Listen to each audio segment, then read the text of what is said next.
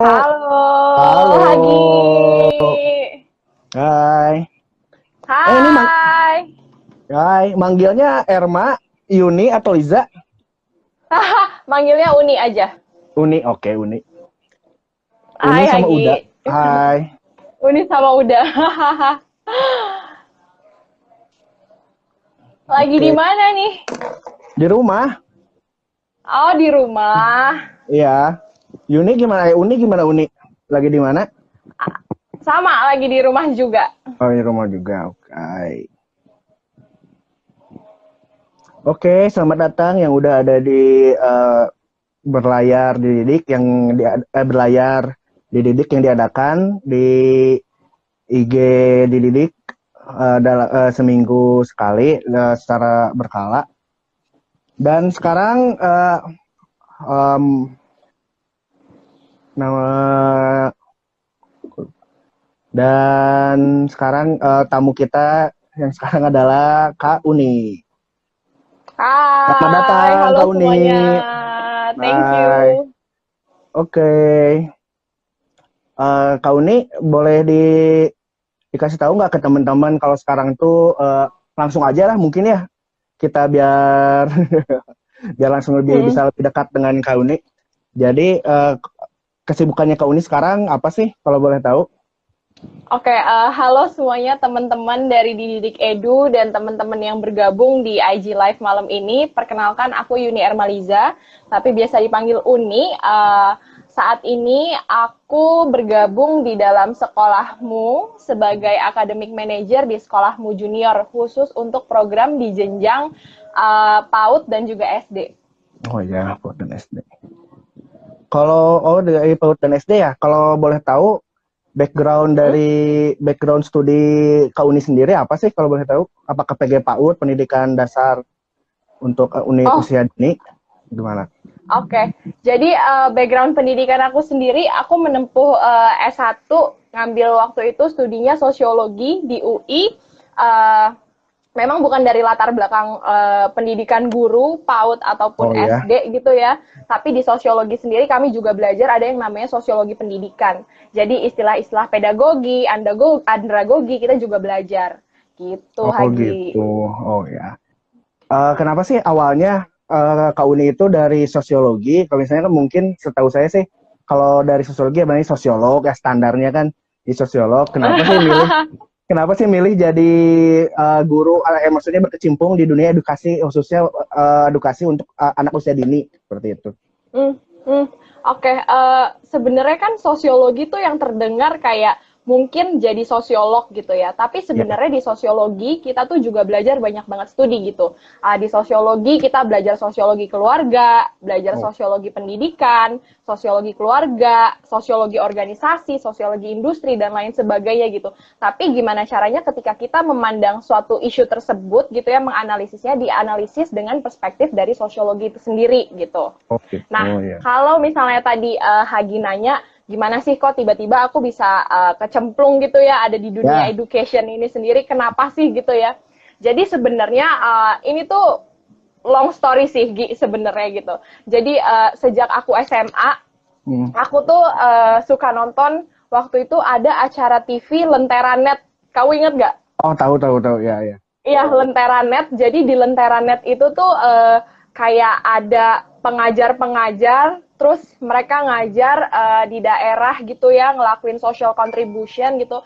Dan sejak aku SMA, ketika aku nonton itu tuh, aku merasa ter-encourage untuk melakukan itu juga gitu. Itu jadi hal yang salah satunya mau aku lakuin Hmm.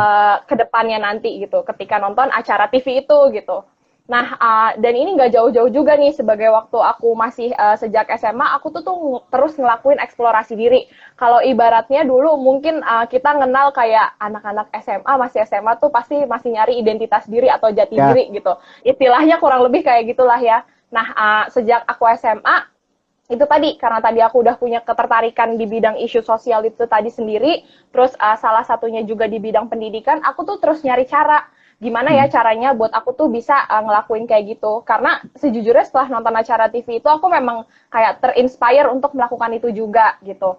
Nah, akhirnya begitu aku lulus SMA, Terus dulu aku ikutan beauty pageant, jadi duta pariwisata di daerah aku, iya duta pariwisata karena apa ya? Ketika aku nonton waktu itu mungkin media juga jadi salah satu hal yang berpengaruh besar gitu ya ngebangun ngeframing itu gitu. Terus pas aku nonton kayak wow, duta pariwisata kayak ajang beauty pageant juga ngelakuin hal yang sama. Mereka ngelakuin social contribution, terus mereka apa namanya banyak melakukan kegiatan-kegiatan sosial, kurang lebih kayak gitu kan. Akhirnya setelah aku lulus SMA, aku join tuh duta pariwisata atau waktu itu namanya tuh di Tangsel Kang Danong Kota Tangerang Selatan gitu. Itu bagian dari eksplorasi diri aku juga untuk ikut itu karena aku mikir oh ya ketika aku join di Kang Nong mungkin aku bisa ngelakuin banyak hal lagi sama teman-teman di Kang Nong gitu. Tapi ya udah along the way mungkin oh ya mungkin bukan ini kali ya yang lebih tepat gitu. Akhirnya aku nyari banyak cara. Setelah itu aku kan masuk jurusan sosiologi dan di sosiologi tuh sebenarnya banyak banget aku ke lapangan, aku riset-riset dan setiap mata kuliah itu aku diwajibkan untuk turun lapangan. Jadi benar-benar imersi istilahnya. Kayak ngelihat langsung di lapangan tuh kayak gimana sih apa namanya kenyataannya yang aku pelajarin. Terus udah gitu waktu pas aku inget banget tuh di tahun 2000 semester 2 2014 aku pertama kali ke lapangan mata kuliah sosiologi perdesaan gitu. Terus pas di mata kuliah itu yang pengen aku teliti juga emang tentang isu pendidikan di daerah tersebut.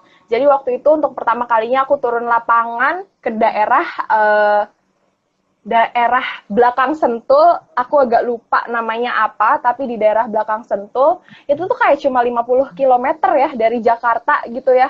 Tapi akses ke sananya susah, terus udah gitu jalanannya rusak, terus apa ya, di bawahnya tuh ada residential house, perumahan Sentul yang megah banget, tapi aku turun ke lapangan, aku datang ke daerah yang kayak, kok rasanya ketimpangan tinggi banget ya gitu. Padahal Jakarta cuma 50 meter dari sini, di bawahnya ada pemukiman yang megah banget, mewah, lampu-lampu, tapi ketimpangan begitu terasa di tempat itu gitu. Bahkan akses pun sulit dan gak ada angkutan umum.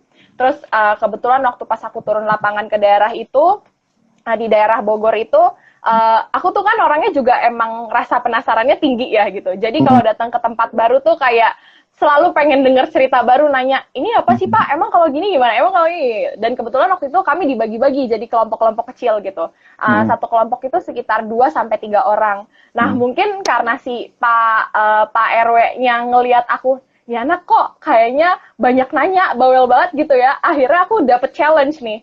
Aku di-challenge untuk mendampingi, ngikutin keseharian anak yang rumahnya tuh paling jauh di sekolah itu gitu. Jadi mereka butuh, ada 2 orang anak, aku masih inget banget namanya itu Anis dan Aceh. Anis dan Aceh itu butuh ke sekolah jalan kaki, menempuh jalan kaki kurang lebih tuh sekitar 1-2 jam gitu. Terus udah gitu, itu mereka masuk jam 7, jadi mereka tuh harus berangkat dari rumah jam 5 lewat gitu. Terus aku ngikutin kesehariannya mereka, terus begitu aku pulang sekolah, kayak aku kaget kayak, hah ini sejauh ini? Di sini nggak ada antar jemput sekolah, nggak ada angkot ya, karena emang beneran jalannya tuh nanjak turunan gitu, terus udah gitu batu-batu terjal gitu kan, terus kayak aku shock kan, karena begitu kayak, ya ampun kita tuh cuma 50 km dari Jakarta gitu, terus udah gitu, keadaan bangunannya sekolahnya tuh kayak satu sekolah itu cuma ada 4 ruang kelas dan itu dibagi untuk anak kelas 1-6 SD dan juga anak-anak SMP gitu. Jadi kayak bayangin gak sih kayak aku shock banget. Terus yang lebih lucunya ini aku nggak tahu sih lucu atau kayak aku cukup shock juga waktu itu dia keadaan itu ya kayak terus pas aku ngedampingin dia, aku kaget rumahnya dia tuh ada di atas tebing. Jadi kayak dan aku malu banget juga sih karena pas aku mau naik ke atas rumahnya dia kayak aku harus rada manjat daerah yang tanah-tanah gitu terus kayak megang ranting gitu kayak terus aku bahkan sama anak kelas 5 SD kayak Anis, Aceh, tunggu tolongin kakak nggak bisa naik gitu kayak ya udah terus habis itu kayak itu tuh beneran sepanjang jalan aku juga sambil refleksi gitu sih kayak gila ya sesusah ini sekolah dia harus nempuh perjalanan 1-2 jam sementara gue sekolah aja tuh kayak ya Allah bangunnya males-malesan atau apa segala macam gitu kan Ya udah, terus setiap kami turun lapangan memang malamnya kami kayak ada sesi refleksi gitu. Terus ya udah, dosenku mau ngedenger dong gimana cerita dari aku di hari itu. Terus aku nyeritain gimana aku ngedampingin Anis sama Aceh di hari itu. Terus aku shock karena ini jaraknya deket banget dari Jakarta, tapi kok aksesnya separah ini, ketimpangannya sebesar ini gitu. Terus bahkan mereka nggak sama sekali ngeluh, aku yang banyak ngeluh gitu. Ada jalan lain nggak? Ini udah panas banget, ini udah ini banget, ini udah gitu. Terus kayak ya udah akhirnya dan banyak hal lagi yang akhirnya aku tuh turun ke lapangan, terus di mata kuliah lain, terus menyaksikan langsung juga kayak gimana. Akhirnya di situ juga proses belajarnya jadi banyak banget gitu. Dan setelah lulus, aku ikut Indonesia Mengajar sebagai pengajar muda. Terus ya, jadi aku jadi pengajar muda 1 tahun di Kepulauan Natuna. Terus udah gitu, setelah selesai Indonesia Mengajar 1 tahun, aku gabung di lembaga riset, dan yang di riset juga kebanyakan isu-isu pendidikan, dan sekarang ada di Sekolahmu Junior gitu. Oh, ada satu lagi cerita nih berkaitan dengan tema malam ini. Jadi di 2016 aku tuh dapat kesempatan untuk nari di festival-festival di Eropa gitu ya. Terus kebetulan pas aku nari di festival-festival di Eropa itu aku dapat kesempatan untuk nginepnya tuh di dorm sekolah. Jadi di Eropa tuh anak-anak punya dorm sekolah sendiri. Aku tinggal di situ, terus di dalam ruang kelas tuh kayak jadi ada banyak tempat tidur, kita nginep di situ. Dan ya udah, selama ada di dorm itu tuh aku wondering gitu, kayak aku ngebayangin gimana ya ini fasilitas di Eropa tuh, fasilitas pendidikannya semegah ini, sebagus ini fasilitasnya. Terus aku wondering, aku ngebayangin gimana ya kalau anak-anak yang aku temuin setiap kali aku ke lapangan, mereka bisa punya akses untuk pendidikan yang lebih baik kayak gini tuh, apa ya, mereka akan bakal lebih kayak gimana ya gitu. Gitu, Hagi. Mantap. Iya, jadi kurang lebih tuh sebenarnya sejak aku SMA sih aku nemuin passion di isu pendidikan ini gitu. Terus ya udah akhirnya along the way jadi kayak ya udah universe conspires aja juga. Jadi saling mengait ya, saling bertaut. Iya, Oh ini benar. ya, kalau mau ini sih penasaran saya sama tadi yang kata Kak Uni tuh yang Indonesia Mengajar setahun di Kepulauan Natuna. Setahu saya kan Kepulauan Iya, Natuna itu penting banget ya. Kalau setahu saya Kepulauan Natuna itu kan kayak batasnya Indonesia yang hampir terluar gitu ke arah yang Cina kan. iya paling utara. Paling utara mau ke Cina, makanya kemarin juga rame-rame kan, ada isu yang rame-rame juga di Kepulauan Natuna. Gimana sih pengen tahu apa yang namanya pengalamannya di Kepulauan Natuna, terus di sana pendidikan di sana kan maksudnya jauh nih dari Pulau Jawa gitu kan, terluar di utara. Bagaimana pendidikan di sana? Kalau menurut Kak Uni, pengalaman Kak Uni sendiri seperti apa?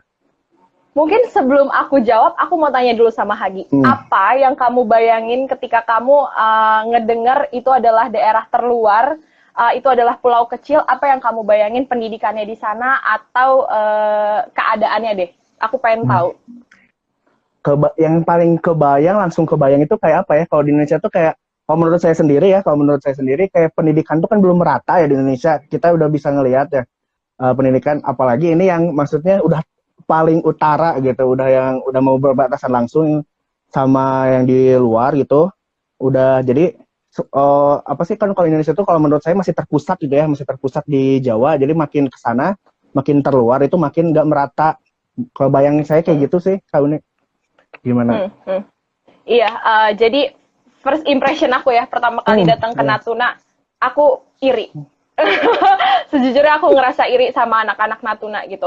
Begitu aku datang ke Natuna, aku tuh kayak orang norak, kayak bener-bener, wow, indah banget, ya ampun gitu. Dan hal yang aku rasa aku iri adalah karena aku ngerasa anak-anak di Natuna tuh punya laboratorium yang sebesar itu. Mereka punya lautan yang luas, mereka punya daerah yang indah gitu.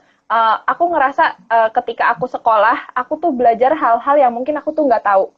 Kayak vertebrata apaan sih gitu, kayak istilah-istilah kayak kok rumit banget, gue juga nggak tahu itu benda apaan gitu. Nah makanya kenapa waktu pas pertama kali aku datang ke Natuna, aku tuh ngerasa iri. Aku iri karena mereka punya lautan yang besar, mereka belajar sains gitu ya, mereka nemuin istilah vertebrata, avertebrata, bisa aja, abis itu mereka laut tuh ada di belakang rumahnya mereka gitu. Jadi abis itu mereka bisa ke belakang rumah, mereka bisa ngulik, mereka bisa lihat benda apa yang namanya udang, benda kayak apa yang itu avertebrata, benda apa yang vertebrata gitu. Itu perasaan yang pertama kali aku rasain ketika aku nyampe di Natuna. Aku iri banget gitu. How come you guys punya laboratorium sebesar ini tapi kalian tuh nggak manfaatin gitu. Dan benar kalau diomongin segi pemerataan gitu ya, di Natuna fasilitas pendidikan itu secara infrastruktur ya, guru itu banyak gitu. Bahkan aku tuh di desa kecil yang sekitar 700-an penduduk gitu, satu kelas tuh ada 2 orang guru. Jadi ada guru wali kelas dan ada guru pendamping. Aku tuh waktu di Natuna sebagai guru pendamping gitu. Kamu bayangin se high quality education apa ada satu kelas ada 2 guru gitu, anak-anak punya 2 guru, terus udah gitu di dalam satu kelas itu cuma ada sekitar 10 sampai 15 murid gitu. Jadi itu kan private dan eksklusif banget ya. Tapi memang mutu dari pendidikannya itu sendiri tuh masih rendah. Itu sih hal yang paling aku rasa. Mereka punya fasilitas, mereka punya infrastruktur, pengajarnya pun ada, tapi mutu dari pendidikannya atau kesadaran orang-orang akan kenapa sih belajar itu adalah hal yang penting gitu ya. Itu tuh belum cukup terbangun gitu. Jadi orang-orang mungkin pergi ke sekolah ya hanya sebatas formalitas gitu. Ini kewajibanku, mandatory gitu. Jadi kayak ini kewajiban aku harus sekolah, ya udah aku pergi ke sekolah gitu. Beda sama anak-anak yang mungkin di daerah timur secara infrastruktur atau secara fasilitas juga masih minim gitu kan. Mungkin sering ya dengar anak-anak di daerah timur Indonesia tuh kayak guru cuma ada 1-2 orang guru gitu. Terus udah gitu guru juga jarang datang ke sekolah, fasilitas pendidikannya masih minim. Beda sama Indonesia di bagian barat gitu, Hagi. Ya. Kalau tadi juga kan udah sebagai pengalaman Kak Uni itu sebagai tadi di Indonesia mengajar. Terus tadi juga kan sempat dapat kesempatan untuk ke Eropa mengenalkan budaya kita juga kan. Kalau itu gimana bisa? Maksudnya Kak Uni awalnya kan lebih ke dari SMA itu passionnya udah ke pendidikan nih, ngelihat anak-anak ke pendidikan, terus kenapa tiba-tiba ke yang budaya juga gitu? Tadi kan ke luarnya untuk mengenalkan budaya kitanya juga sendiri. Itu kalau ceritanya kayak gimana sih Kak Uni kalau boleh tahu? Ya, jadi di tahun 2016 komunitas tariku tuh alhamdulillah dapat kesempatan diundang sama beberapa festival di negara-negara di Eropa untuk menampilkan tarian Indonesia dan musik Indonesia di Eropa gitu ya. Nah, kebetulan ini juga hal yang menarik banget dan kayak mungkin orang-orang kalau mendengar kata pendidikan tuh sebatas yang terbayang adalah sekolah gitu ya. Padahal no. Education is beyond daripada hanya kegiatan sekolah menurut aku gitu. Dan makanya kenapa aku ngerasa ketika aku menceritakan ini juga bagian dari pengalaman dan proses belajar aku yang akhirnya itu juga ngebentuk aku jadi jadi belajar banyak hal juga sekarang dan bisa merefleksikan banyak hal gitu. Nah jadi kebetulan waktu itu peran aku sebagai ketua kontingen di tim aku. Terus udah gitu, kamu bisa bayangin gak sih satu tim itu waktu itu tuh ada 32 orang. Terus bukan dipikir berangkat udah diundang sama festival di Eropa, terus kita ya udah tinggal berangkat aja gitu. No gitu. Semua akomodasi dan memang semua kebutuhan-kebutuhan di Eropa itu ditanggung sama pihak festival gitu. Tapi persiapan latihan, biaya produksi, terus udah gitu gimana caranya transport expenses ke Eropa gitu, itu tuh nggak ditanggung gitu. Jadi jadi kita ngelakuin fundraising itu prosesnya dari Desember sampai aku tuh berangkat bulan Juli gitu ya. Itu kurang lebih tuh buat ngeberangkatin 32 orang, kurang lebih tuh butuh biaya sekitar aku lupa amount-nya berapa, tapi sekitar 700 sampai 1 miliar kalau nggak salah biayanya. itu kayak itu pengalaman yang menurut aku kayak aku juga kadang-kadang shock, nggak nyangka sih, karena iya benar, karena di momen waktu itu gitu waktu itu ada satu pelatih tari dan ada satu pelatih musik, terus kayak semuanya tuh mahasiswa gitu. Tuh punya power apa sih mahasiswa buat fundraising sebanyak itu gitu kan. Dan kebetulan waktu itu tuh juga bisa bayangin gak sih kita kuliah dari jam 8 pagi sampai jam 5 sore. Mm-mm. Tapi jam 5 sore sampai jam 10 malam hampir setiap hari kita tuh latihan nari sama latihan musik. Itu crazy banget sih menurut aku, dengan kayak beban kuliah yang kayak berat banget. Karena kayak tadi aku cerita, setiap mata kuliah juga aku harus turun ke lapangan, aku harus bikin report dan lain-lain sebagainya. Ditambah ada aktivitas lain di luar kuliah gitu. Nah, terus udah gitu, pertamanya ketika aku ditawarin untuk jadi ketua kontingen tim aku ragu sih. Karena kayak aku tahu ini bakalan jadi hal yang berat banget. Terus udah gitu, ini bakalan jadi hal yang menantang banget. Aku nggak kebayang harus mimpin dan merepresentasikan Indonesia gitu ya. Mimpin dan merepresentasikan Indonesia di Eropa. Yang aku pimpin tuh juga orang-orang yang juga udah istilahnya tuh, ya kita juga pasti punya tujuan masing-masing yang beda-beda lah, tapi gimana caranya nyatuin nih si 31 kepala lainnya ini tuh sama-sama punya satu goals atau visi yang sama gitu. Nah, ini tuh hal yang menarik yang aku rasa ya, karena ketika experience aku sebagai ketua kontingen, bahkan salah satu hal yang mempengaruhi aku paling besar untuk memimpin atau leadership skill aku tuh adalah karena aku banyak belajar di mata kuliah sosiologi juga gitu. Aku pertama hal yang paling aku sadar ini gara-gara mata kuliah identitas sosial dan dinamika global gitu. Jadi aku belajar di identitas sosial dan dinamika global. Waktu itu pembahasannya gini, kenapa bangsa Indonesia itu dikatakan sebagai satu bangsa yang sama gitu. Padahal sebenarnya kita kan negara kepulauan ya, terpisah-pisah jauh banget secara letak geografis. Karena kita punya shared histories dan shared memories yang sama, kita punya collective memory yang sama. Kita dijajah sama penjajah yang sama, kita ngalamin masa kolonialisme yang sama gitu. Jadi kita tuh mengakui sebagai satu identitas bangsa yang sama gitu.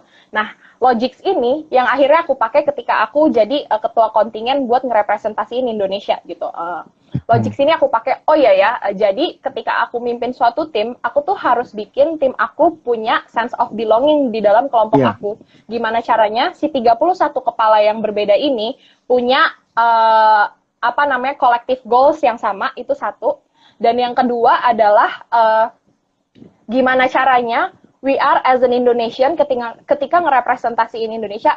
Pasti kamu sering banget lah denger ya stereotype orang-orang tuh kalau mandang orang Indonesia ngaret gitu, orang Indonesia malas ngantri, kayak banyak banget stereotype itu gitu.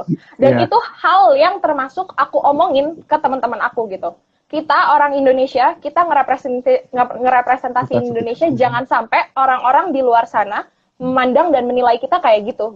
Akhirnya ide dan Logix itu yang aku pelajarin di mata kuliah sosiologi, aku bawa juga gitu ya, dan aku implementasiin di kelompok aku, dan orang-orang akhirnya sama-sama punya vision yang sama juga, sama-sama punya goals yang sama. Iya, kita nggak boleh. Dan tapi gimana sih caranya buat kita bisa jadi kayak gitu? Buat Indonesia tuh nggak direndahin di mata orang lain gitu. Nah, akhirnya itu tuh juga terwujud dari proses kita, proses latihan. Gimana caranya setiap proses latihan, wah itu tuh kalau aku bisa bilang mungkin ya, itu semi militer sih gitu. Kelihatannya itu tuh, kelihatannya tuh mungkin kalau nari atau penari-penari gitu ya, kelihatannya di atas panggung gila, keren banget, ya ampun, indah banget gerakannya. No, behind the scene dari itu semua ada proses latihan yang kayak, emang sih bener, aku nggak bohong, work hard tuh kayak nggak akan mengkhianati kita gitu. Jadi itu tuh ibaratnya ya, setiap hari jam 5 sore itu mulai latihan. Berarti artinya kalau jam 5 sore latihan, itu kita udah mulai berdoa. Bukan jam 5 sore orang-orang baru kumpul gitu. Jadi akhirnya mindset itu yang akhirnya kebentuk juga di dalam tim aku gitu. Biasain komitmen gitu. Dan semua orang akhirnya punya belajar berkomitmen juga sama goals yang sama. Karena semua orang juga punya sense of belonging di dalam kelompoknya. Dan semua orang juga ngerasa this is our collective goals gitu. Apalagi kalau ngomongin fundraising tadi ya, kita kan juga jadi punya tanggung jawab ya. Kamu bisa bayangin nggak sih, Senin sampai Sabtu kita latihan, setiap kelar latihan di hari Sabtu kita ngelakuin fundraising, jualan bunga, jualan coklat, itu jualan lollipop, terus kayak bawa-bawa proposal, terus udah gitu kayak selamat malam Kak, kami dari komunitas tari visip Wira Dasarisya, kami mau melakukan misi budaya di negara-negara di Eropa, jadi kayak maksudnya itu aku juga nggak tahu deh, muka malu tuh udah nggak ada kata malu juga gitu, karena kita committed to our goals juga dan sama-sama ngerasa ini responsibility gitu, dan bahkan hal yang aku salut dari tim aku juga adalah kayak ngerepotin orang tua tuh is the last option gitu. Jadi kayak aku bangga banget sih sebangga itu karena ini tuh beneran pure dari hasil kerja keras kita, either dari produksi tariannya, latihannya itu sendiri, ataupun misalnya apa namanya fundraisingnya juga tadi gitu. Itu tuh ibaratnya setiap butir-butir yang kita kerjakan tuh dari hasil keringet kita sendiri gitu loh, Hagi. Iya. Jadi kayak, iya bener, itu yang akhirnya bikin aku bangga, dan itu yang juga akhirnya membentuk personal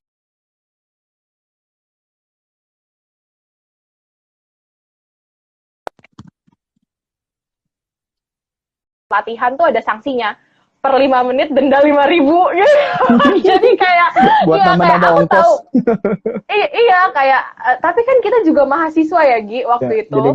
Dan kayak duitnya juga dari mana sih gitu, kayak jadi pilihannya tuh kayak either lo kayak nggak ada pilihan lain karena duit jajan lo juga terbatas, apalagi lo punya responsibility buat fundraising gitu kan. Jadi kayak daripada duit jajan lo melayang gitu, jadi ya lo harus be on time gitu. Emang sih itu mungkin jadi itu jadi sebuah threat, tapi akhirnya itu juga jadi ngebentuk personality kita, dan kita juga jadi sama-sama belajar tanggung jawab gitu.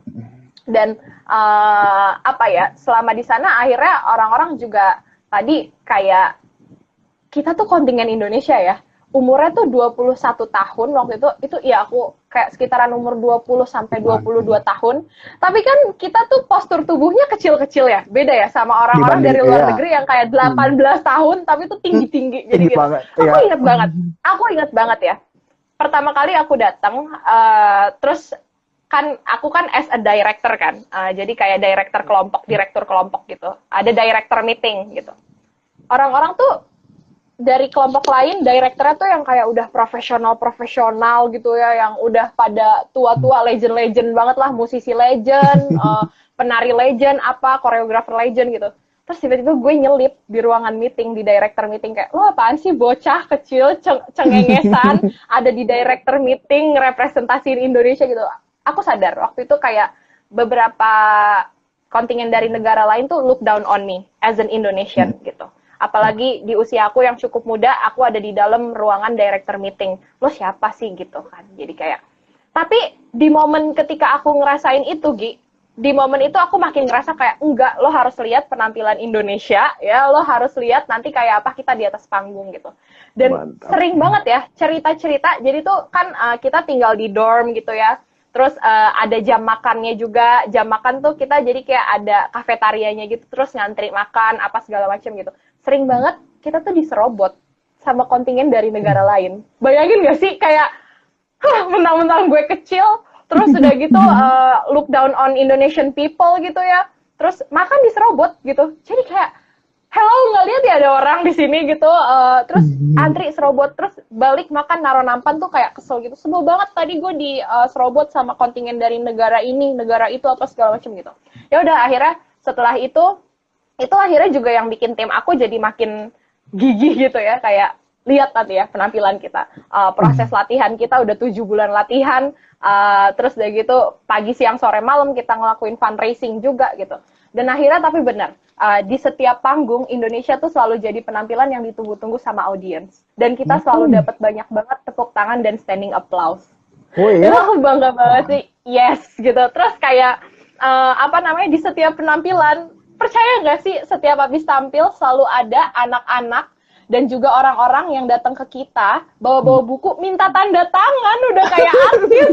Artis di luar negeri.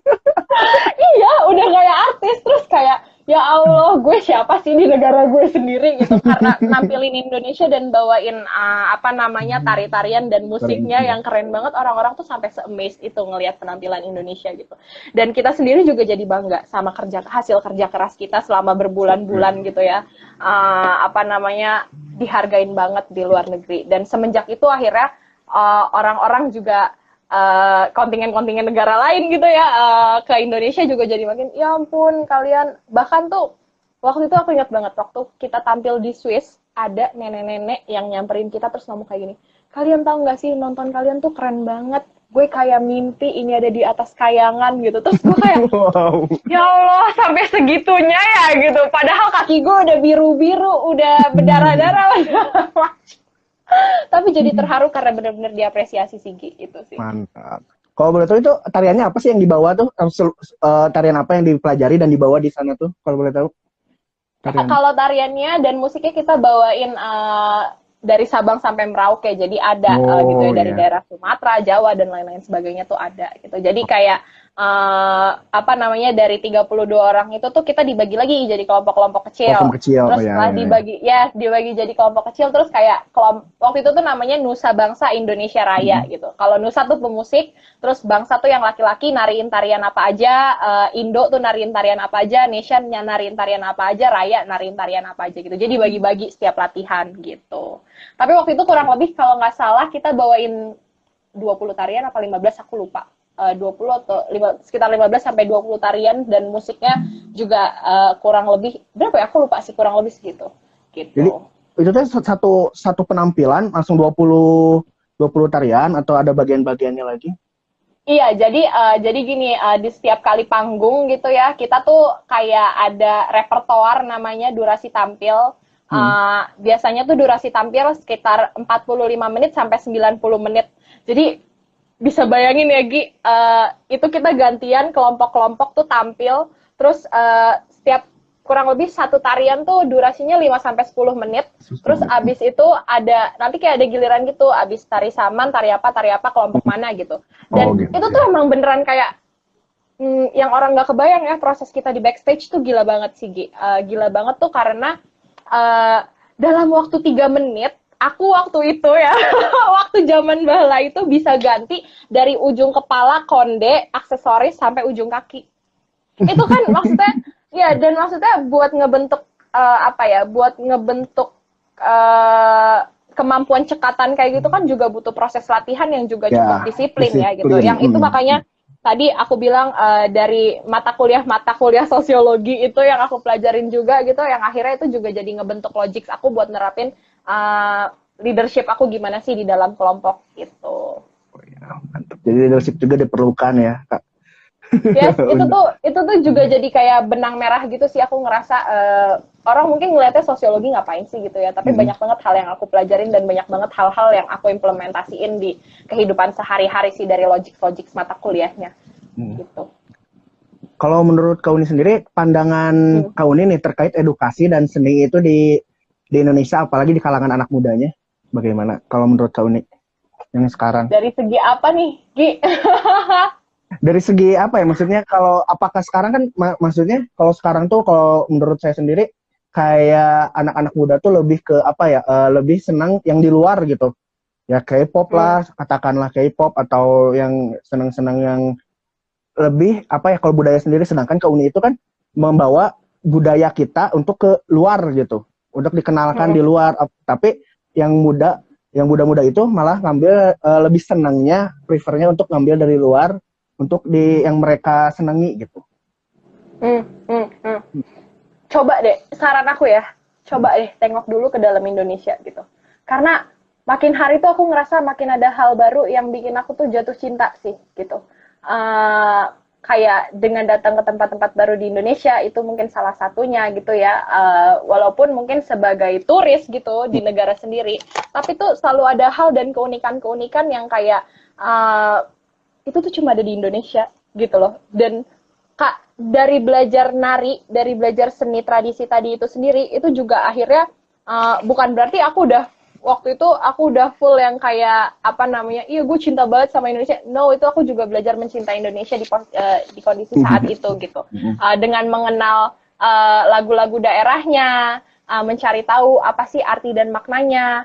Terus udah gitu di setiap tarian yang kita pelajarin, yang kami pelajari kan juga ada filosofinya ya, gitu. Ya. Dan di setiap ngedengar filosofi tariannya tuh unik ya gitu. Terus kayak belajarnya kan banyak banget daerah ya gitu. Terus kayak oh ternyata orang-orang di sini tuh gini ya. Oh ternyata kalau di Jawa tuh begini ya. Oh kalau ini bahkan kayak ini hal yang bikin aku amazed ya gitu. Di Indonesia sesederhana ngelipet kain itu tuh ada filosofinya. Dan itu tuh kayak filosofis banget. Terus kayak keren banget kepikirannya orang-orang kayak gini. Sampai bentuk representasinya dalam bentuk atribut-atribut tuh jadi kayak gini ya gitu. Hal-hal yang kayak gitu loh, Gi. Yes, Iya. bener banget. Yang akhirnya aku juga jadi makin amazed dan aku juga makin banyak belajar gitu. Kayak kalau bisa sebanyak-banyaknya deh tempat di Indonesia yang gue datengin gitu dan gue pelajarin. Dan ngedenger dialek, iya budaya, terus udah gitu ngedenger dialek, logat-logat bahasa, itu kan beda-beda dan unik banget ya Gi. Gitu. Mantap sekali Kak Uni. Apa lagi yang mau saya tanya? Kak Uni mau apa ya? Maksudnya cita-cita atau apa lagi sih yang mau diraih dari Kak Uni sendiri ke depannya? Cita-cita apa lagi? Kayak banyak ya gitu. Tapi apa ya kalau ditanya kayak gitu bingung. Tapi karena sebenarnya tuh aku ngerasa ketika aku ngejalanin sesuatu, aku ngejalanin karena aku suka itu sih gitu. Terus akhirnya tuh jadi kayak apa ya, satu titik menghubungi aku ke titik-titik lainnya juga gitu. Kayak sesederhana tadi misalnya pengalaman aku ikutan ajang beauty pageant gitu kan, tapi ternyata iya gitu, dengan bentuk eksplorasi mencari jati diri itu tadi, akhirnya kan itu aku juga jadi beneran cobain langsung kan, terus kayak oh ya ternyata mungkin bukan ini nih yang aku suka, bukan ini nih yang sesuai gitu, terus akhirnya aku nyari cara lain gitu, terus kayak di kampus aku riset-riset, tapi aku juga ikutan banyak banget kegiatan volunteer gitu, aku waktu itu inget banget ngajar anak langit, anak-anak di bawah kolong jembatan di daerah Tangerang. Terus udah gitu aku ikutan kegiatan sosial, ada desa penelitian namanya, jadi anak-anak di daerah pasar ikan di Penjaringan di Jakarta Utara gitu ya. Itu tuh mereka kayak slum areanya Jakarta, terus aku juga ngelakuin social contribution di situ gitu, ngelakuin kegiatan-kegiatan gitu. Itu sih Gi, yang akhirnya aku ngerasa kayak aku nggak tahu ini mimpi atau bukan gitu, tapi aku ngerasa setiap kali aku ngejalanin sesuatu, aku tuh juga jadi kayak menjalani itu, kemudian menyeleksi itu mana yang aku suka, mana yang ini sesuai dengan passion aku gitu, dan akhirnya aku juga mencari cara lain untuk terus ngelakuin banyak hal gitu sih gitu. Mantap, keren Kak Uni. Enggak sih, belum. Ini kebetulan ada yang nanya di kolom komentar dari Lestari Uci Lestari. Pertanyaannya, apa ngelipet kain filosofinya Kak Uni? Kalau ngelipet kain itu filosofinya apa yang Kak Uni tahu? Oke. Hai Uci. Jadi tuh setiap daerah yang aku tahu di Jawa kayak cara ngelipet kainnya tuh beda-beda ya. Ada yang apa dodotan gitu ya. Kayak di Solo tuh ngelipetnya kayak apa, di Jogja tuh kayak apa. Terus bahkan kayak misalnya lambang-lambang motif-motif batik gitu ya. Kalau yang besar itu tuh untuk kaum bangsawan, terus yang kecil tuh untuk apa di Jogja, aku juga agak lupa gitu, tapi kurang lebih tuh kayak gitu. Filosofinya tuh beda-beda. Ada yang cara ngelipetnya kayak gini tuh mengartikan artinya dia tuh masih single.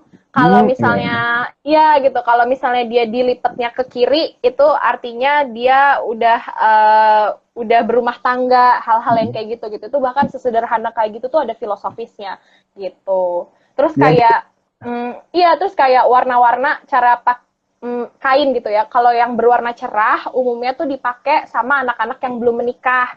Terus kalau warnanya lebih kalem itu dipakai sama orang tua. Terus ada motif-motif tertentu itu tuh untuk bangsawan yang itu tuh kayak ada keturunan dari luar negerinya gitu. Ya jadi di Indonesia tuh apa yang hal kecil aja ada nilainya gitu ya Kak? Benar, ada filosofisnya. Filosofisnya dari melipat kiri kanan kayak gitu ya. Yes, betul banget. Kiri ke kanan, iya ngelipet pas dipakai, Ci, gitu. Jadi itu tuh ada filosofisnya dan itu tuh jadi simbol untuk merepresentasikan sesuatu gitu. Jadi kayak itu sih hal yang unik banget menurut aku dan kayak setiap daerah tuh beda-beda gitu. Uh, ya itu menarik banget Ya, gitu. keren keren. Ini juga ada nih dari Isti Arofah. Kak Uni mau tanya gimana sih cara mengatur waktu dalam menjalani semua kegiatan yang Kak Uni jalani? Cara bagi waktunya gimana? Time Uh, management. time managementnya yang pasti apa ya, atur skala prioritas sih Isti. Karena hal yang paling aku rasa tuh adalah mana sih hal yang mungkin itu tuh jadi ada di high priority, urgent buat dikerjain duluan dan dalam waktu dekat, mana yang mungkin aku bisa santai-santai aja gitu. Tapi ada kalanya juga ketika aku ngatur skala prioritas dan aku ngerumusin gitu ya, mana yang urgent, itu kan kadang juga pressure-nya tinggi ya gitu. Kayak, aduh ini tuh butuh dalam waktu dekat dikerjain lah gitu. Tapi trik aku adalah aku tuh biasanya menyelang aktivitas aku gitu. Misalnya nih aku udah capek banget ngelakuin ini gitu. Aku ngelakuin hal sederhana lainnya. Misalnya aku ngelukis gitu. Aku tuh kayak bosen gak sih? Kayak maksudnya aku tahu itu priority, aku tahu itu urgent, dikerjain dalam waktu dekat, tapi aku kadang-kadang juga butuh jeda gitu. Atau kadang aku nyeling dengan kegiatan-kegiatan atau dengan pekerjaan-pekerjaan lainnya yang mungkin itu lebih low priority-nya, prioritasnya lebih rendah gitu. Tapi ya udah aku jadi nyelang aktivitas aku juga aja. Jadi kayak oke, otak aku butuh istirahat lebih sejenak gitu. Terus dan yang pasti istirahat itu adalah bagian dari latihan gitu ya. Jadi iya benar kayak mungkin kita kan kelihatannya banyak banget aktivitas ini itu, tekanan ini itu segala macam gitu ya. Terus kelihatannya kayak ya udah harus kita terus-terusan usahain sampai itu selesai. No, istirahat itu adalah bagian dari pekerjaan gitu. Ini ya. Mantap. Teman-teman ada yang mau kalau ada yang mau bertanya ke Kak Uci langsung ditulis aja di kolom komentar ya. Kasih. Oh ya, Kak Uci mau nanya apa lagi ya saya? Uni, Uci itu Ya, temen aku yang tadi nanya. Astagfirullah ya tadi kan ditanyanya Uci. Sudah tidak fokus. Kalau Hagi kegiatannya apa, Gi? Oh, sekarang sih sibuk enggak sibuk sih. Maksudnya kalau kerja mah di universitas ya di UPI, Universitas Pendidikan Indonesia sebagai staf administrasi. Jadi bapak jurusannya. Jadi Hmm, bapak jurusan yang bikin surat, ngejadwalin ujian kayak gitu. oke. Hmm. Ngatur Terus akademik juga ya? ya ngatur akademik. Oh ini ada nih Iya, iya. Kak Kak, Kak Uni dari Kak Uni gimana sih pendapat orang sekitar pas Kak Uni sibuk semasa kuliah? Oke, pendapat orang sekitar ya pasti ada yang komplain ya. Ada yang komplain juga gitu, kayak apa namanya, sibuk banget sih, main kali atau apa segala macem gitu. Ataupun kadang komentar dari keluargaku sebenarnya lebih kayak jangan lupa istirahat gitu kalau misalnya capek atau apa segala macam. Tapi kadang aku juga adalah orang yang cukup rebel sih, Gi. Jadi aku tuh rebel kalau emang aku udah tahu apa yang aku mau gitu. Jadi kayak serah mau komplain apa, gue happy kok ngelakuinnya. Kadang mungkin orang-orang ngeliat aku juga kayak capek banget sih, ini banget sih, ambi banget sih, kayak atau suka ngedenger nyinyir-nyinyiran kayak gitu kan, kayak ambi banget Iya, sih iya. apa banget sih. Lah, kan yang ngejalanin gue gitu. Kenapa lo pada yang sibuk? Gue fine-fine aja kok gitu. Tapi kayak ya bukan berarti selama aku ngerasa happy-happy, bukan berarti perjalanan ini juga selalu happy-happy terus ya gitu. Tapi akhirnya aku juga di perjalanan itu juga jadi tahu aja sih mana temen yang ataupun orang-orang yang bisa menjadi sandaran untuk bercerita dan lain-lain sebagainya gitu. Jadi dulu sering sering kena nyinyir ya kalau Kak Uni dinyinyirin juga. Iya, iya suka dinyinyirin juga, ngapain sih gitu. Tapi itu tadi, akhirnya hal yang aku syukuri adalah ketika aku ngedenger itu aku nggak berhenti. Gitu sih, Bagus. gitu. Karena Mantap. mungkin iya bukan mungkin manfaatnya nggak dirasa di hari itu gitu. Tapi sekarang ya berasa aja sih benih-benih yang aku taburkan ibaratnya gitu ya. Jadi kayak oh iya ya sekarang aku di kerjaan aku juga jadi cukup tough gitu, jadi belajar juga tanggung jawab, terus udah gitu jadi kuat. Bukan berarti nggak ngeluh ya, ngeluh kok kadang bilang capek gitu, tapi itu akhirnya aku nggak berhenti gitu dan aku nggak nyerah. Kalau apa ya jadi kepikiran kalau kata Kak Uni tadi kan tidak menyerah, tapi kalau titik terendah Kak Uni tuh pas apa sih? Apakah pas ngumpulin uang yang tadi 1 miliar buat ongkos atau gimana? Pernah merasakan nggak sih seperti itu? Itu jadi titik terendah, tapi habis itu jadi terbang kayak roket gitu. Iya, karena capek gitu kan, capek. Tapi habis itu ngerasa kayak work hard paid off banget, Gi. Jadi kayak terbayar kerja kelasnya. Tipes, itu temen aku yang bilang tipes 2 kali, tipes berkali-kali bahkan ya. Tapi iya benar, itu titik, bahkan itu nggak titik terendah sih. Itu jadi momen kenangan dan perjalanan yang akan terus aku kenang, karena kami ngelakuin itu atas hasil kerja keras sendiri gitu. Terus ini sih mungkin satu titik terendah yang paling aku ingat waktu pas di Eropa. Itu tuh baru 1 hari nyampe, salah satu kontingen aku.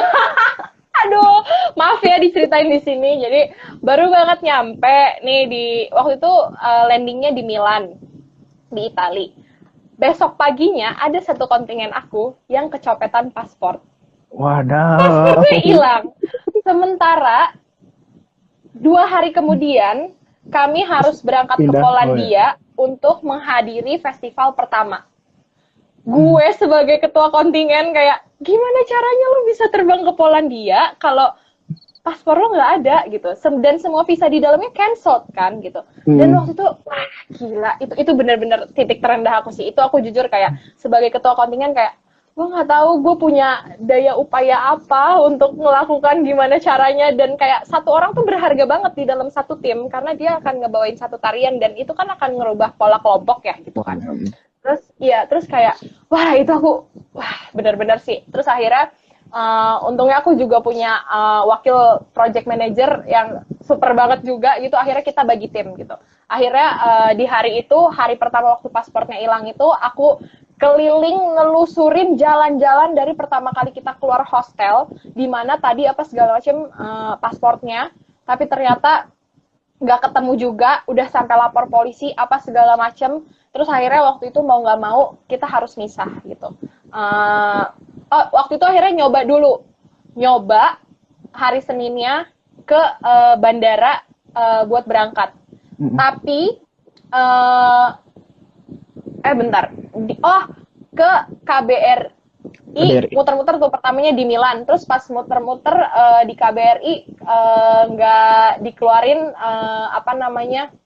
nggak dikeluarin surat keterangan or anything. Terus udah gitu akhirnya coba ke bandara, nggak mau terima gitu, karena ya nggak ada paspor, gimana caranya. Ya udah akhirnya di momen di bandara itu nangis-nangisan kayak gila, gue bakalan ngerasa gagal banget sebagai pemimpin kalau itu udah nyampe di Eropa ada satu temen gue yang gue tinggalin, nggak mungkin dong gitu. Iya, itu aku beneran nangis parah banget sih, kejar banget di bandara gitu, drama banget. Terus akhirnya ya udah kita ngebagi kelompok, akhirnya aku berangkat sama 30 orang yang lainnya. Terus aku ngebagi wakil project manager aku waktu itu sama tim aku, temen aku yang kehilangan paspor ini berangkat ke Roma untuk ngurus paspor. Terus udah gitu, tapi pas dikeluarin di orang KBRI itu di Roma, ngeluarinnya itu bukan paspor, apa ya namanya, PLPJ, apa sih, SPLJ, surat SLPJ, surat laporan perjalanan, laporan perjalanan gitulah, pokoknya kayak visa, kayak paspor sementara gitu. Terus udah gitu ngeluarinnya itu gitu. Dan visa Schengen, visa Eropa itu nggak bisa dikeluarkan di dalam negara Eropa. Stres banget kayak, oh my god, gimana caranya dia berangkat ke Polandia? Iya benar gitu kan. Jadi visa Schengen nggak bisa dikeluarin di negara Schengen. Nah kebetulan ini waktu pas sebelum aku berangkat ke Eropa, beruntungnya tim tari aku dapat visa gratis satu rombongan dari kedubes Polandia. Aku ingat banget waktu itu nama dubesnya adalah Mr. Igor. Mr. Igor ngasih kami free visa satu kelompok gitu ya. Terus udah gitu kami ngundang Mr. Igor ke acara pelepasan, dan Mr. Igor benar-benar kayak ngerasa impresif banget penampilan kami, terus kayak seneng banget ngelihatnya, terus ya udah we were keeping in touch sama Mr. Igor. Terus waktu pas di KBRI Roma, akhirnya kayak yang dikeluarin si SLPJ itu, si surat laporan perjalanan itu intinya, terus di SLPJ itu nggak ada yang nggak bisa ditempelin sama visa, itu satu. Si pasport mini itu apa aku lupa namanya ya, si pasport itu nggak bisa dikeluarin, nggak bisa ditempelin visa, itu satu. Dan yang kedua adalah visa Schengen nggak bisa dikeluarin di negara Schengen. Bayangin coba. Terus gilanya lagi akhirnya karena kita pernah punya relasi baik gitu ya dengan Mr. Igor dubes Polandia. Terus kita nge-email Mr. Igor kayak sampai, wah itu parah banget sih, itu kehilangan password, kayak ngehubungin sana sini, relasinya siapa yang punya kenalan di sini apa segala macam. Terus akhirnya waktu itu nge-email Mr. Igor, terus abis nge-email Mr. Igor gimana bisa tolong nggak apa segala macam. Terus Mr. Igor bilang gitu, visa Schengen nggak bisa dikeluarin di negara Schengen, tapi coba bolak-balik deh, coba datang ke kedubes Polandia kalau nggak salah waktu itu. Terus akhirnya dicoba-coba waktu itu tuh daftar visanya di sana kan, pakai jaringan internet di sana, itu tuh nggak kebuka-buka portal sistem buat apply visanya gitu. Terus ya udahlah akhirnya nunggu, terus tiba-tiba sampai berapa hari aku lupa ya, sampai berapa hari gitu si temen aku itu stay di Roma buat ngurusin visa itu, terus akhirnya visanya keluar. Gile, itu kayak itu momen dimana aku udah kayak ya Allah, sumpah gitu. Ini gue nggak kebayang siapa sih kita sampai diurusin sama duta besar, bayangin sampai diurusin sama dubes Polandia. Dubes Polandia tuh sampai ngehubungin kedutaan besar Polandia di Itali gitu. Tolong ya ada ini apa segala macam gitu. Terus akhirnya ya udah akhirnya keluarlah visa Schengen untuk si temen aku ini. Wakil project manager aku udah berangkat ke Polandia lebih dulu, temen aku yang kehilangan paspor masih stay karena nunggu visanya keluar gitu. Akhirnya di hari keberapa penampilan di Polandia dia datang. Begitu dia datang semua orang meluk dia kayak ya Allah, sumpah. Iya dong, sedih banget gak sih Gi? Kita udah kerja keras selama 7 bulan, udah bercucur darah, hari pertama kehilangan paspor gitu. Terus jadinya nggak bisa nerusin perjalanan trip sampai 2 bulan ke depan. Ya udah akhirnya terharu banget kayak ya Allah, siapa sih kita sampai itu visa bisa ditempel di SPLJ apa itu namanya, terus udah gitu sampai duta besar yang ngurusin kehilangan paspor ini, terus akhirnya sampai dia hari itu juga bisa berangkat dan ke Polandia gitu. Iya kayak film apa, kayak bisa dijadiin ini series Netflix tuh. Asli bener, itu bisa dijadiin movie di Netflix, kehilangan paspor. Ya bener, tapi itu tuh akhirnya kayak hal-hal yang challenging kayak gitu, aku juga nggak tahu ya kenapa semesta tuh ada aja ngebantuinnya gitu di momen-momen challenge itu gitu. Dan tapi akhirnya hal-hal yang kerikil dan challenge itu tuh jadi hal indah yang buat dikenang. Padahal waktu pas dulu ngejalan ini gila, gue udah nangis berdarah-darah. Jadi gitu. Ada bahan cerita buat anak cucu gitu. Benar banget. Oh ya, Kak Uni ada pertanyaan lagi dari Kak Uci yang tadi. Kasih tips dong buat anak-anak muda kayak aku buat lebih bisa menerima dan mencintai lebih dalam Indonesia tanpa melihat drama-drama yang terjadi di Indo. Karena kadang nih kita sendiri sebenarnya diri sendiri itu mencintai Indonesia, tapi karena terlalu banyak drama di negara ini terkadang suka tercerus namanya juga Indonesia. Apa ya? Dulu tuh hal yang describe aku mungkin aku love hate.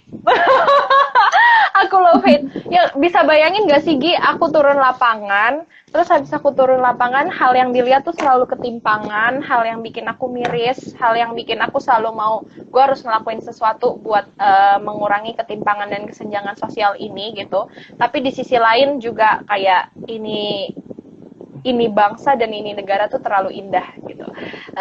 Jadi akhirnya, iya seriusan, jadi akhirnya kayak semakin banyak aku datang ke tempat-tempat baru di Indonesia, atau semakin banyak aku mencoba mencari tahu di Indonesia dengan cara-cara lain, kayak misalnya belajar nari, dengerin lagu-lagunya, dengerin musiknya, dan lain-lain gitu.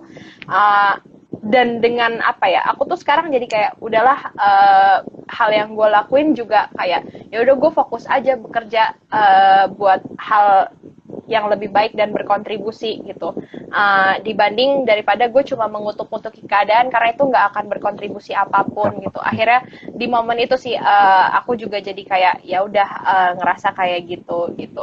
Toh sebenarnya kayak kerja di pendidikan gitu ya, toh kayak sekarang bekerja di bidang isu pendidikan yang akan menikmatinya ke depan tuh perkembangannya juga tuh adalah nanti anak-anak cucu aku juga kok gitu. Jadi rasanya tuh Mantap. buang-buang energi aja sih Ci kalau terus-terusan mengutuk-ngutuki, dikutuk-kutuki aja gitu. Mantap. Akhirnya kan juga jadi gitu kan, tahu maksudnya apa peran yang mungkin bisa kita kontribusikan dan jadi fokus juga aja untuk mengkontribusikannya dan tahu gitu impactnya ke depan tuh apa. Ya paling enggak sesederhana untuk di lingkungan sekitar lah gitu. Sebelum ngomongin mungkin skala yang lebih besar gitu. Mantap sekali, Kak Uni. Ini yang paling di highlightnya ini bangsa dan ini negara terlalu indah untuk dikutuk-kutuki. Iya, betul sih. Iya dan itu kan juga akhirnya kayak kayak ketika kita marah kan kita juga jadi ngeluar apa ya, energinya juga jadi negatif kan gitu. Bukan berarti nggak boleh Ya. marah, boleh kok marah gitu. Cuma kalau terlalu fokus terhadap hate-nya, jadinya juga kayak ya udah, energinya aja yang kebuang gitu. Ah, Kak Uni nggak kerasa deh udah mau sejam aja. Iya ya, Keren, keren, keren. 5 menit lagi. Iya, keren ininya. Apa pengalaman-pengalamannya Kak Uni tidak terbayang sama saya mah. Mm-mm. Mungkin bisa saya sedikit simpulkan ya dari apa ya pengalaman Kak Uni itu sangat sangat menarik, sangat challenging mungkin ya Kak Uni, sangat challenging dari awal melihat ketimpangan-ketimpangan ketika di lapangan, menemukan passionnya dari nonton acara di TV sampai mencoba ini itu dengan dan menemukan passionnya di edukasi dan terus di sosiolog dan bisa masuk ke semuanya dari sosial ilmu sosial itu dan apa ya dari tadi kata unik tidak mudah menyerah, harus terus berusaha, terus disiplin waktu itu paling penting, disiplin waktu, terus bisa mencintai Indonesia dari budayanya, seni karena apa ya negara kita ini kan terlalu indah ya untuk di apa ya untuk dibenci gitu ya, dikutuk tadi bilang ya. Mantap. Ada tambahan lagi kau nih atau mungkin kita kan karena waktunya sudah mau ini ya sudah sejam. Mau Mungkin ada aku mau kasih ini kali ya, nggak closing statement juga sih, tapi ini adalah hal yang akhirnya jadi kayak eh, apa ya, jadi kayak motivasi aku untuk mencoba hal-hal baru atau mengeksplorasi hal-hal lainnya juga gitu, atau mencari tahu bahkan tentang diri aku sendiri kayak apa. Eh, Hal yang selalu aku kasih tahu ke diri aku tuh hidup cuma sekali gitu. Jadi jangan sampai kita tuh wasting atau menyia-nyiakan itu. Kalau bisa di hidup yang sekali ini kita tuh tahu juga bahkan memaknai setiap perjalanan dan setiap aktivitas yang kita lakuin. Sesederhana gini deh misalnya, mungkin ketika aku ngadepin sesuatu yang sulit, aku akan cenderung mengutuk-ngutuki keadaannya gitu. Tapi aku tuh kadang kayak juga jadi mikir gitu, nggak mau gue ngelakuin aktivitas ini cuma capek doang, tapi gue nggak dapet berkahnya, istilahnya ya kayak gitu. Tapi gue tuh cuma capek doang, terus gue nggak dapet manfaat apa-apa juga gitu. Ya itu karena hidup cuma sekali, jadi maknain aja sih. Mari memaknai setiap aktivitas yang kita lakukan. Pasti itu bakalan ngebawa insight-insight baru juga ke diri kita dan terus berefleksi sih sama apa yang kita lakuin. Buat tahu juga apa yang kita lakuin tuh uh, nggak egois buat diri kita sendiri juga, karena ada orang-orang di sekitar kita juga gitu. Iya, mantap. Oh, sama jangan lupa walaupun nyoba-nyoba hal baru, eksplorasi, ngadepin challenge atau apa sebagainya, enjoy life juga. Gitu. Karena kadang-kadang kita saking terlalu ininya banget gitu ya kelihatannya, mungkin jadi kayak ngejar sesuatu atau apa, kita tuh jadi lupa juga nikmatin hidup yang Iya. cuma kali ini gitu. Gitu. Setuju banget.